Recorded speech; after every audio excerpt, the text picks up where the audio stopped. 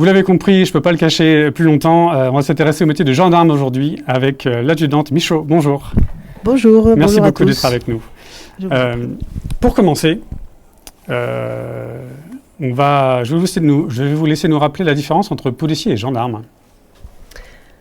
Alors, la différence entre la police et la gendarmerie, c'est que finalement, il n'y a pas tant de différence. On va faire le même métier, sauf qu'on va le faire dans des endroits différents. C'est-à-dire que les policiers vont travailler dans les communes de plus de 25 000 habitants, là où les gendarmes vont travailler dans les communes de moins de 25 000 habitants. Donc on a l'habitude de dire que nous, on travaille plutôt en zone rurale et périurbaine, et les policiers exclusivement en milieu urbain. L'autre grosse différence, ça va être que nous sommes militaires, et les policiers sont civils. Voilà. Donc, alors, qu'est-ce que ça induit ? Alors, ça implique différentes choses. Déjà, la vie en caserne. Les gendarmes, nous, on va être logés avec nos familles dans des casernes. Donc, on va travailler, on va plutôt vivre là où on travaille. Tandis que les policiers, eux, ont le choix de choisir leur propre logement. S'ils ont envie d'habiter à 1 heure de leur lieu de travail, ils peuvent. Nous, on a un logement qui nous est octroyé par nécessité absolue de service, on dit. Donc, on ne va pas le payer, mais on ne va pas le choisir non plus. D'accord. Voilà. Et donc, la gendarmerie est une des branches de l'armée ? Exactement, on fait partie de l'armée, oui, l'armée de la France. Donc, il y a également contrairement aux policiers, c'est pour ça que je disais ça. Contrairement aux policiers, oui. On a, les autres forces armées sont la marine, l'armée de l'air et de l'espace désormais, l'armée de terre et la gendarmerie, voilà. Bon, ça c'était pour retracer en gros ce métier, mais on va parler du métier un peu plus en détail. Je tourne la tête par là parce que nous avons quasiment une trentaine de jeunes têtes de quoi, entre 13 et 15 ans, vous avez à peu près, qui est la cible de... Non, c'est la cible de cette émission. L'idée de cette émission, c'est de vous faire connaître un métier, mais aussi à travers un parcours d'une personne. Et en fait, c'est à ça qu'on va s'intéresser. À 14 ans, est-ce que vous imaginiez que vous allez devenir gendarme ? Pas du tout. Alors, vous aviez quoi en tête à cet âge-là ? Alors, à 14 ans, moi J'ai 14 ans à peu près, dans vos âges, ouais, quoi. Environ. À 14 ans, j'habitais à Tahiti. J'ai eu la chance de vivre sur cette belle île de la Polynésie. Et donc, je voyageais beaucoup. J'allais d'île en île avec mes parents. J'ai même pu aller en Australie, donc c'était vraiment super. Et moi, je voulais être hôtesse de l'air. D'accord. Parce que voilà, je les côtoyais et je trouvais ça merveilleux de se réveiller dans un endroit différent tous les jours, de parcourir la planète. Et puis finalement, j'ai fini gendarme, donc rien à voir. Alors justement, à quel moment vous êtes projeté dans ce métier ? Comment ça s'est passé ? Alors c'est pas très original, mais moi, pour le coup, j'ai de la famille en gendarmerie. Mon papa était gendarme, il était officier de gendarmerie. Et c'est un milieu que je connaissais. Alors je savais que je voulais travailler avec un métier qui avait du sens, être au service de la population. Il fallait aussi quelque chose qui bouge. Et il fallait également que je puisse repartir outre-mer, parce que ça me plaisait d'avoir vécu là-bas.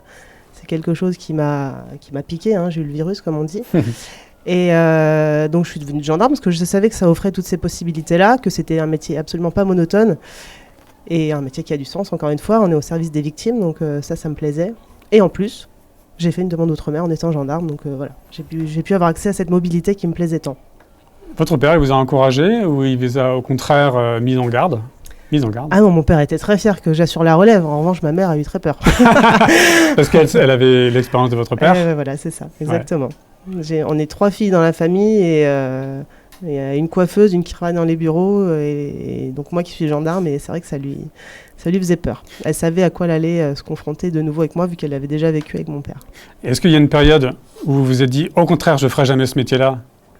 Par rapport à votre père ou par rapport à ce que vous en connaissiez de ce métier ? Ou vous vous êtes toujours dit, c'est génial, je vais partir là-dedans ? Alors non, c'est arrivé plutôt... Donc j'ai fait un bac littéraire et ensuite je suis partie en fac de droit. Mais finalement, ça ne m'a pas plu du tout. Et donc je voulais travailler rapidement. C'est pour ça que j'ai présenté le concours de sous-officier de gendarmerie. Et alors je pense qu'il faut quand même avoir une certaine vocation pour faire ce métier-là. Mais j'ai pas pensé depuis que j'étais enfant, quoi, parce que voilà, ça a vraiment évolué au fil de ma scolarité, au fil des années qui passent et tout ça. Le mot vocation, il est très important et on va s'y arrêter un petit peu. Est-ce qu'une vocation, elle peut changer aussi ? On peut avoir une vocation à un moment donné, changer. Pour vous, c'était votre vocation ? Le terme, c'est un terme assez fort. Pour vous, c'était votre vocation ? Pour être gendarme, faut avoir faut avoir un peu la fibre quand même. Parce qu'on est confronté à plein de choses. Alors, on va rentrer dans le vif du sujet. Voilà, un petit peu, ça. Quand même. Déjà, il faut pas mal de qualité, entre guillemets, pour être gendarme. Il faut être disponible. On compte pas nos heures. On est militaire, donc on n'a pas d'heures sup. On travaille les week-ends, on travaille les jours fériés. Vous n'êtes pas à 35 heures ou 39 heures? Alors, des fois, on les fait, oui, en deux jours. Ça arrive. Voilà, parce qu'on travaille le jour, on travaille la nuit. Alors, bien sûr, on a des repos qu'on dit physiologiques. Ce qui fait qu'après une nuit, voilà, on a 11 heures de descendance de nuit, on appelle ça dans le jargon. Ah ouais. Mais on peut très bien être appelé pendant ces 11 heures-là, parce que la délinquance ne s'arrête pas, parce que voilà, quand il y a un accident à 3 heures, puis 4 heures, puis 5 heures du matin, et qu'on est de permanence, il faut y aller. Voilà, qu'on soit l'été, qu'on soit l'hiver, qu'il pleuve, qu'il neige, qu'il vente. Et je parle des accidents, mais il y a toutes les autres natures d'infractions à gérer, quoi. À des moments, vous vous êtes dit, c'est trop chaud? Ou vous vous êtes dit, non, j'ai les épaules? Dans votre carrière? Alors, il y a des fois où on doute, mais comme dans tous les parler, métiers, j'imagine, oui, bien sûr. Au bout d'un moment, quand on voit 10, 20, 30, 40 cadavres, ça fait beaucoup dans une carrière. Alors, quoi. C'est quelque chose qu'il faut évoquer, effectivement. C'est ça, on est confronté à la mort, on est confronté à la tristesse quotidienne, on est confronté à des gens qui se font cambrioler. Des fois, c'est que ça, entre guillemets, mais c'est déjà dévastateur. Quoi. Donc, c'est compliqué d'avoir affaire à des enfants qui sont victimes de violences, quelles qu'elles soient.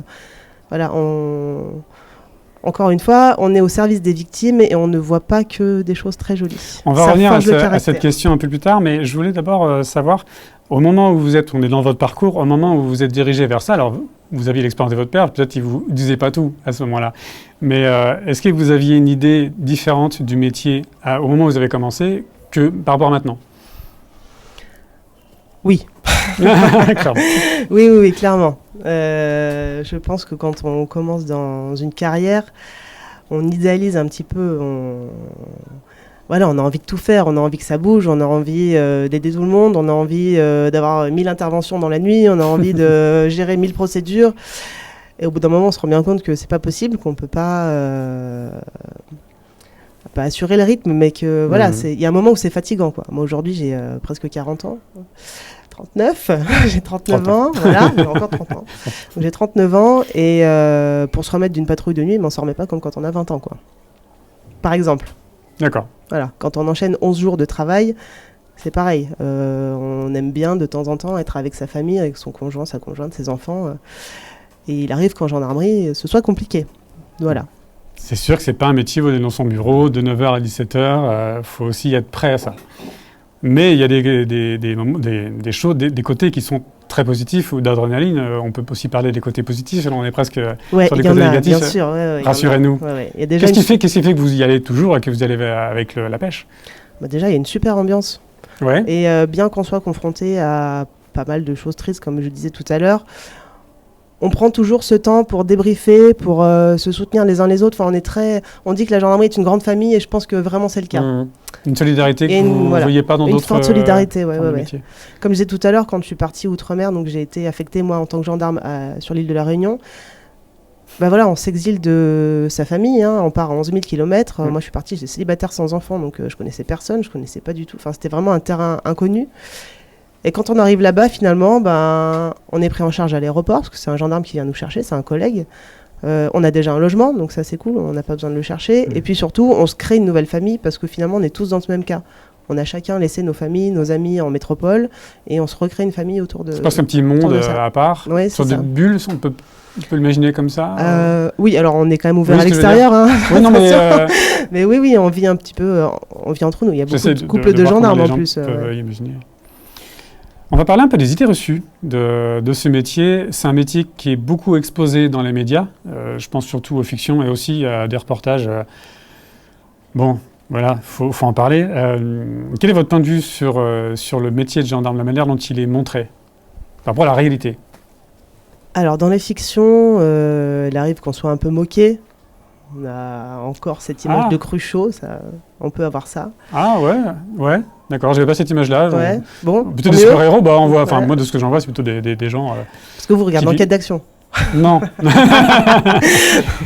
Non, je pense aux séries qui mettent ouais. Alors, françaises, effectivement, il y a de belles choses. Il y a de belles choses dans les séries télévisées, même dans les films où on voit des gendarmes. Maintenant, nous, il y a des trucs qui nous tendent, quoi. Un grade à l'envers, Oui. une audition filmée dans une pièce avec David Santin sans un gendarme qui tape à l'ordinateur, c'est pas la réalité. D'accord. Quoi. Voilà. Il y a des gendarmes qui font les constatations, d'autres qui prennent la plainte, d'autres qui font l'enquête. Alors, nous, en fait, on fait tout. Quand on est en brigade, voilà, c'est la même équipe qui fait tout de A à Z. Après, dans les émissions du type voilà, enquête d'action, enquête d'enquête, ce genre de choses, il y a de la réalité, hein, effectivement, et ils nous suivent dans notre quotidien. Donc, voilà. Mais est-ce qu'il n'y a que ça, peut-être ça Mais c'est peut-être pas autant plein d'adrénaline que ça. Il y a des fois où il ne va pas se passer grand-chose. Finalement, en patrouille, on aura le temps d'aller surveiller plus particulièrement les résidences, d'aller dire bonjour aux commerçants, d'aller voilà, savoir comment va le maire. Ouais. On prend aussi le temps. Ça, c'est pas forcément montré dans ces émissions-là. C'est pas inter sur inter toute la journée. Ça peut, hein, quand on est en zone périurbaine. Voilà. Mais ça peut, mais c'est pas notre quotidien quand même. Bien que dans certaines villes, ce soit le cas. En fait, il y a autant de brigades que de communes en France. Parce qu'on peut avoir des brigades comme en zone périurbaine, là, autour de Lyon, où ça n'arrête pas. Et puis, on peut avoir une petite brigade en Lozère où les gendarmes sont 4.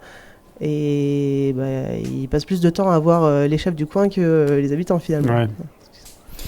Et justement, j'en viens à une question, on l'a un peu évoqué, mais on va rentrer un peu plus dedans. Gendarme, c'est un métier ou c'est plusieurs métiers? Vous disiez que vous faisiez tout. Vous nous en parlez un peu plus? Alors, gendarme, c'est plusieurs métiers. Alors, déjà, il faut savoir que chez nous, on a 2 types de carrières. La carrière opérationnelle et la carrière de soutien, qui est vraiment méconnue. Donc, carrière opérationnelle, c'est le gendarme du terrain. C'est celui qui va faire les patrouilles, les enquêtes, les interventions. Carrière de soutien, ça va plus concerner les gens qui font fonctionner la gendarmerie. Donc, c'est-à-dire que là, j'ai une arme à la ceinture, on va avoir des armuriers qui vont faire partie du soutien. J'habite et je travaille dans une caserne, on va avoir des personnels dédiés aux affaires immobilières, des personnels ressources humaines, on va avoir de la restauration collective parce qu'on a des messes, donc la cantine du militaire hein, ou du gendarme, on va avoir des messes, des hôtels. Oui, on a même des hôtels. Et voilà, on a toutes sortes de spécialités différentes. Et maintenant, même dans la carrière opérationnelle, on peut avoir plein de métiers différents. Moi, j'ai commencé en tant que gendarme adjoint volontaire. Donc j'étais jeune, hein, j'avais 18 ans. Et j'étais en peloton de surveillance et d'intervention. Enquête d'action. Voilà. Donc c'était bien, ça m'a permis d'apprendre à monter et démonter une arme hyper rapidement, monter une corde, courir. Ce qui fait que je suis arrivé en école sous-officier avec un bagage certain. Et je m'en suis pas mal tiré, je suis bien sorti, j'ai été bien classé. Ensuite, je suis parti en brigade territoriale. Brigade territoriale, c'est l'unité de base de la gendarmerie. C'est ceux qui prennent les plaintes, qui constatent les accidents. J'ai l'habitude de dire que ça va, les choses qu'ils traitent, ça va de la divagation de chiens à l'homicide, quoi. Et au milieu, on va trouver tout. Les atteintes aux personnes, les atteintes aux biens, la totale. Voilà. Après, je suis partie outre-mer. Donc là, de nouveau, c'est la découverte. Même si c'était encore une brigade, c'était différent parce que l'environnement, la population, les infractions que j'ai eu à traiter étaient complètement différentes. Quand je suis revenue en métropole, j'ai eu une communauté de brigades. Je suis toujours restée enquêteur, majoritairement dans ma carrière.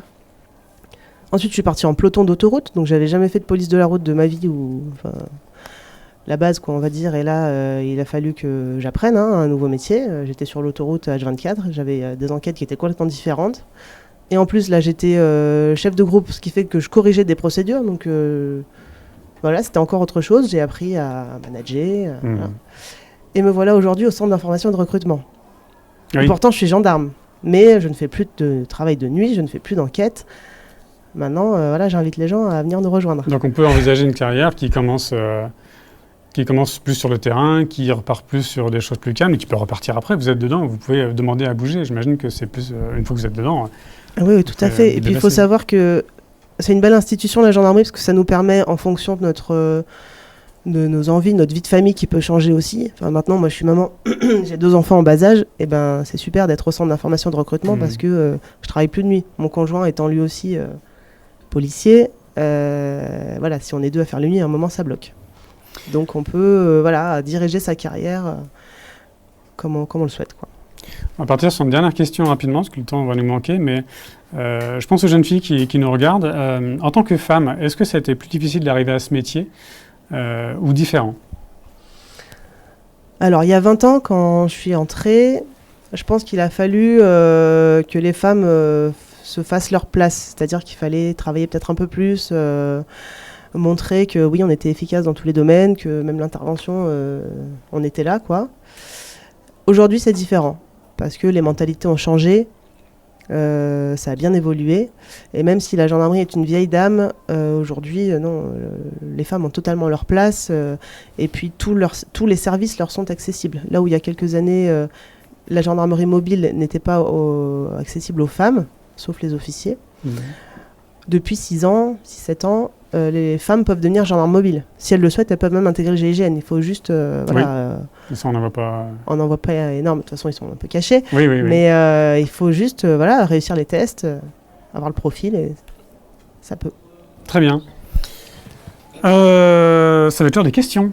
Est-ce que vous avez des questions, les amis? Oui. Est-ce que c'est très dur de se lever le matin et d'être comme ça tous les jours en train de se lever et de bosser? Alors, quand on a un bon réveil, c'est pas très dur de se lever le matin. Par de Non, motivation. mais ouais. Non, parce qu'encore une fois, on a un métier qui nous plaît. Et on sait que s'il n'y a plus de gendarmes, s'il n'y a plus de policiers, c'est un peu l'anarchie. Donc il faut qu'on soit là, il faut qu'on soit présent. Et puis voilà, d'aider les victimes, nous, c'est notre motivation première à chaque fois. Moi, j'ai une réponse que j'entends souvent, c'est choisissez le métier qui vous plaît, vous ne travaillerez jamais. Oui. Excuse-moi, honneur aux dames. Je t'en prie. Est-ce que vous avez déjà utilisé votre pistolet? Oui, tous les ans au pas de tir, parce qu'on est formé tous les ans. Mais non, je n'ai jamais eu à tirer en intervention. Je l'ai sorti plusieurs fois, en cas de menace, de péril imminent, mais jamais j'ai utilisé. Là, l'adrénaline doit bien monter quand même. Oui. Quand on est appelé sur un cambriolage en cours ou un déclenchement d'alarme, on ne sait jamais sur quoi vraiment on arrive. Hein. Donc, on prend toutes les mesures nécessaires et puis on se protège. Hein, voilà. Oui, vous restez un être humain. Hein. Oui. C'est qui choisit les voitures des services?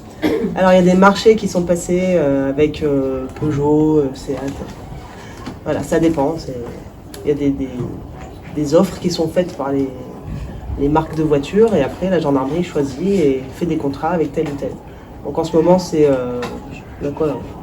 Peugeot, Renault, on a les Alpines, voilà, on a les BM, les BMW en moto, on a des Zoé également. Oui. Mais du coup vous essayez de conduire avec des voitures françaises plutôt? Pas forcément parce qu'on a eu Seat à un moment, mais effectivement majoritairement on va choisir du français. Je trouve que le gouvernement il pousse un peu pour que ce soit français. Oui, majoritairement ça va être français. Ouais. Des charades, Volkswagen. Ouais, on a Volkswagen aussi, voilà. Un peu de tout. Oui.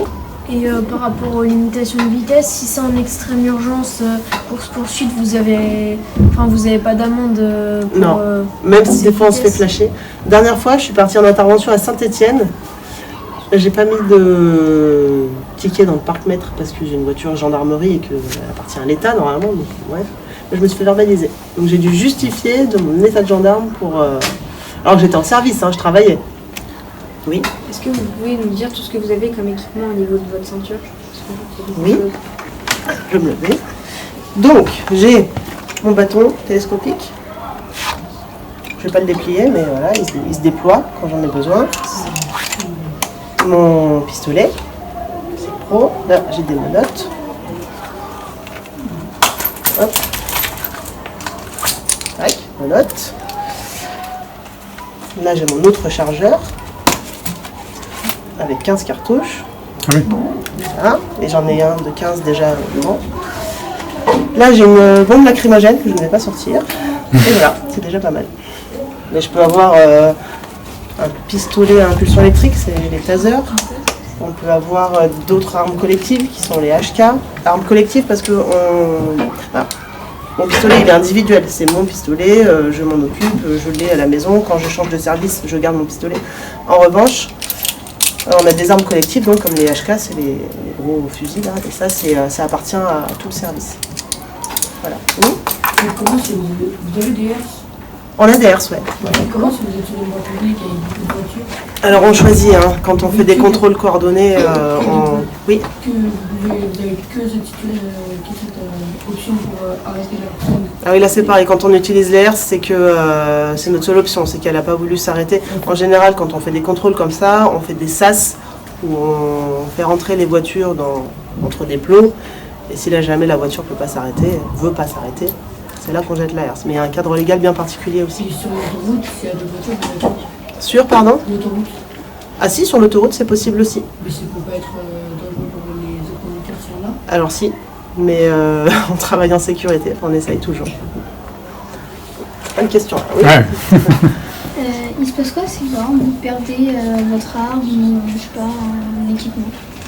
On fait des comptes rendus, on explique pourquoi, dans quelles circonstances on a perdu notre matériel et des fois on est puni. Si je perds mon arme, je t'avoue que c'est très très grave. Les menottes, ça va encore, mais Les menottes, ça va encore et encore, mais Ouais. l'arme, ouais. Un jour j'ai eu très peur parce que c'était pas de mon fait, mais je suis partie en transfèrement. Alors, en transfèrement, c'est quand on prend un détenu d'une maison d'arrêt et qu'on l'emmène soit devant un juge, soit devant quelqu'un d'autre pour faire une enquête et qu'on le ramène ensuite à la prison, à la maison d'arrêt. Et un jour, je l'ai fait en avion, ça. Et donc, il faut savoir que quand on prend l'avion avec nos armes, on ne peut pas d'ailleurs, donc on donne ça au pilote qui le garde dans son cockpit dans une mallette sécurisée.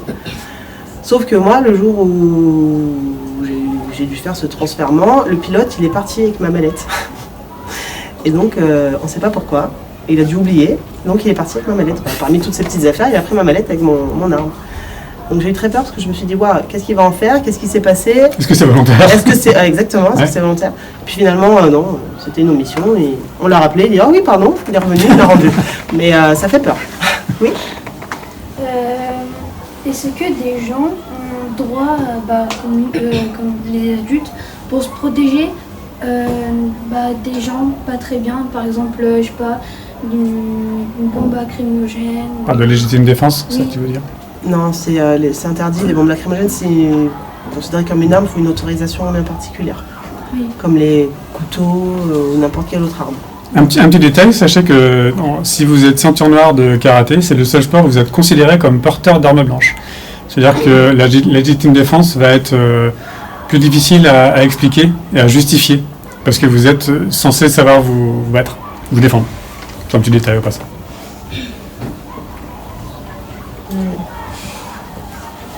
Non, c'est bon. Oui. C'est quoi des herses exactement? Des herses, ce sont des outils, c'est un genre de bande avec des pics dessus qu'on jette sous les roues des voitures pour que ça perce les pneus quand elles roulent dessus, en gros, très schématiquement. Voilà. Dans la gendarmerie, est-ce que vous avez des boucliers de défense? On a des boucliers, ouais. Les gendarmes mobiles, notamment, donc ceux qui interviennent pour le maintien de l'ordre dans les manifestations. On les a vus récemment là. C'est uniquement dans le cas des manifestations, ça peut être... Non, on a également les pelotons sur incident d'intervention qui en sont munis de boucliers. On a même des brigades parce que, voilà, alors, c'est à la suite des actes terroristes, toutes les brigades en ont été dotées parce que si jamais, elles étaient primo-intervenantes, les premières à intervenir, il fallait qu'on soit équipé un minimum, quoi. Donc on a des casques lourds et des boucliers également maintenant dans les coffres des voitures de brigadiers. Ouais. Dernière question peut-être? Sous le col de votre polo, il y a un petit carré avec la bande jaune. Votre collègue, il n'a pas la même. Ce qu'il faut savoir. Ça, c'est mon grade. Moi, je suis adjudante et mon collègue, qui est en fait mon chef, il est major. Voilà, 2 grades au-dessus de moi. Vous pourrez retrouver tous les grades sur Internet, parce que c'est pas les mêmes selon la marine ou selon... Non. Voilà, Non, ça c'est change pas à les chaque fois, donc on va Je pas tout connais bien détailler précisément. là. Mais... Allez, une dernière question? Vous voudriez être dans quel autre service? La gendarmerie. Ouais. Écoute, pour le moment, je sais pas trop. J'aime bien. J'ai beaucoup travaillé avec les mineurs victimes par le passé. Et peut-être que j'aimerais bien continuer. Voilà. Ouais, vous pouvez vous faire un plan de carrière en disant moi je ferai bien 5 ans dans ce service et je vais essayer de basculer dans celui-là plus tard. Vous pouvez faire tout un plan de carrière comme ça. Oui, en fait. c'est ça, on peut. Alors, on fait des demandes, on n'est pas forcément honoré à chaque fois, bien sûr, parce qu'on est nombreux sur ces postes-là. Mais oui, on peut se former et faire en sorte d'accéder à différents services et de prévoir un peu un plan de carrière. Après, bien souvent, on a des surprises. Oui, comme tout le plan de carrière, on ne suit pas. Oui. Est-ce que vous avez des sécurités pour éviter de se faire voler un objet de travail ou Pour éviter de, par exemple, quand vous avez le pistolet et de tirer sans faire exprès. Chez moi, tu veux dire? Non, sur votre... Ah oui. Le ceinturon, enfin le holster, là où on met notre pistolet, il est fait en sorte que il faut actionner d'abord un truc, ensuite baisser un levier pour ensuite sortir l'arme d'une certaine façon, parce que si l'angle n'est pas bon, ça sort pas. Donc oui, il y a plusieurs sécurités. Alors moi, j'ai une dernière question pour savoir. Est-ce que parmi vous, les élèves, il y en a certains qui s'intéressent à la gendarmerie pour peut-être travailler en tant que gendarme un jour? Il y en a un, il est toujours motivé. Voici. Deux. Moi, c'est dans le PSIG. PSIG. Le peloton de surveillance et d'intervention. Je suis largué. Ouais, c'est ceux qui font majoritairement des patrouilles, notamment la nuit, notamment en deuxième partie de nuit, et qui font ce qu'on appelle les domiciliaires, donc qui à 6h du matin vont casser les portes pour interpeller les mises en cause dans telle ou telle procédure, mais pas que. En fait, ils sont plus formés en intervention professionnelle, ils vont avoir plus de matériel, et voilà, ils vont gérer les cas en plus de la brigade où elle ne va pas pouvoir aller toute seule, quoi. J'ai une petite dernière question pour conclure. Quand on dit mon général, mon adjudant, c'est pas mon que vous êtes au-dessus, c'est monsieur. Oui, c'est ça. Et alors, avec vous, comment ça se passe, mon adjudant? Les grades se sont féminisés désormais. Donc, avant, on disait adjudant. Oui. On ne disait pas ma ou Oui. non, on dit adjudant. Et maintenant, on dit adjudante. En revanche, mon camarade, il est major. On ne dit pas mon major. C'est peut-être le seul grade où on rajoute Oui, pas mon. oui, d'accord, c'est le seul grade où on ne dit pas mon d'accord. nom. Sinon, c'est... non, même pour chef, ça fonctionne. Mon chef. Ouais, non, c'est chef tout court. Merci beaucoup d'être venu nous faire part de toutes ces expériences. Avec J'espère que ça a plaisir. ouvert un peu des esprits sur ce métier qui est quand même plein d'idées reçues. Voilà. À bientôt. Merci à tous. bientôt. Au revoir.